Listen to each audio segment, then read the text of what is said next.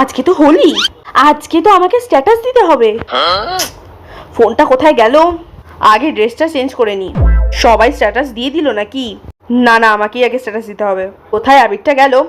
এই তো, হ্যাঁ আবিরটা ঢালি বাবা, মুখে মাখতে হবে আবার। সাব্বাস বেটা। ঘুম থেকে না উঠতে উঠতে সাদা জামা পরে বিছানায় রং খেলতে বসে গেছে। কি অবস্থা!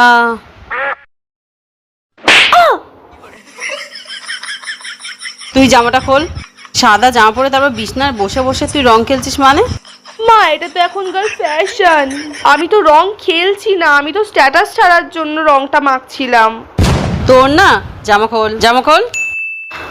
মা, এটা পরে রং খেলবো? হ্যাঁ, এই জামাটা পরেই তোকে ভালো লাগছে, এই জামাটা পরেই খেল। সাদা জামা পরে রং খেলবে?